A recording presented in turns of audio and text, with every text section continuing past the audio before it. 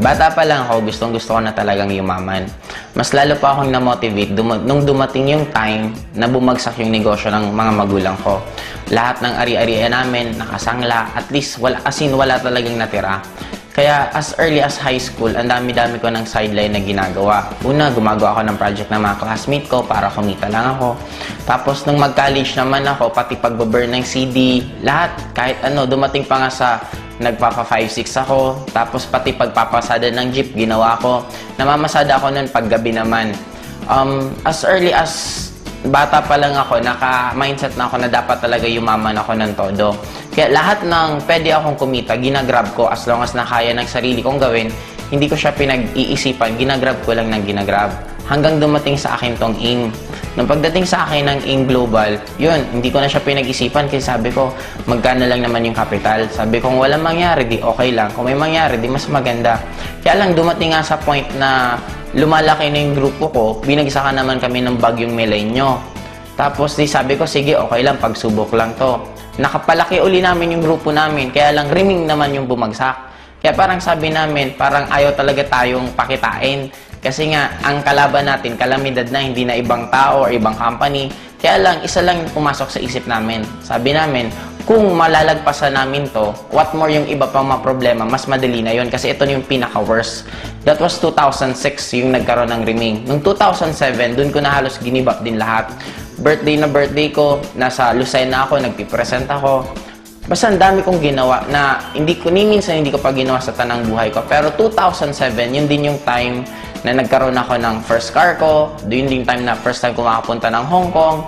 Hanggang tuloy-tuloy na. 2008, yun, 2009, nakabila ako ng second car. Ngayon, kumikita na ako ng 7 figures a month. Kumbaga parang sabi ko, parang kailan lang. Dati nag-uumpisa kami, parang motor lang talaga dala-dala ko na i-ultimo lahat kong downline, wala din. Ako lang yung may motor, yung motor ko pa hindi pa ganun kagandahan. Kaya wala talagang maniwala-niwala sa amin.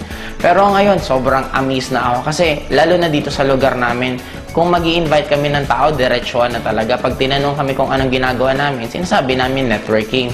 Tapos, ang good thing ngayon, meron na kaming sariling identity. And by next year din, bibili na ako ng sariling building na doon na namin ilalagay mismo yung opisina ng AIM Global. Kung mga first time in the history of networking dito sa lugar namin, ang dami namin kumitang tao na nagkaroon ng sasakyan and bibili din ako ng resort para susunod doon na kayo magkakandak ng training at yung mga grupo ko from other na place, pwede silang pumunta dito para maipasyal ko rin.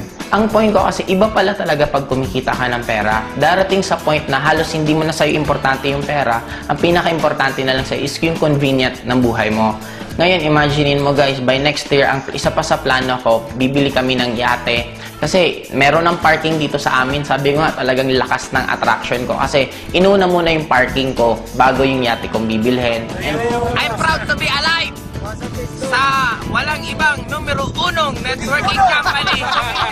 AIM Global ang power. Grabe! And third din po is bibiling ko this coming December is Hummer.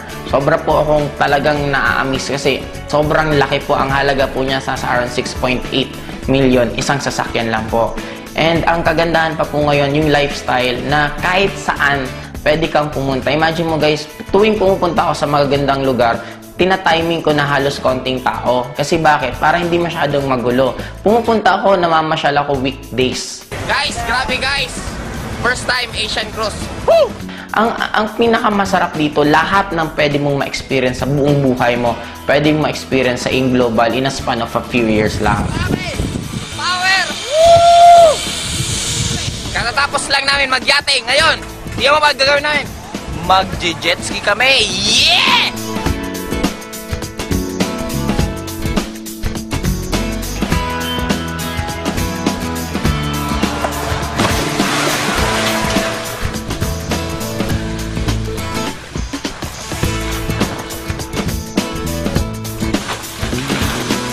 Kumbaga, yun yung nabigay sa amin na buhay because sa desisyon namin na gawin yung AIM Global at trabahuhin. Next year, US kami. Sobrang excited ako kasi Talagang first time ko makakapunta sa US na ni minsan hindi man lang pumasok sa isip ko na makakarating pala ako. Pero dahil sa Global, binigay nila lahat sa amin yan. Kung meron pa sa inyong nag-iisip, actually dapat huwag nyo na siyang pag-isipan.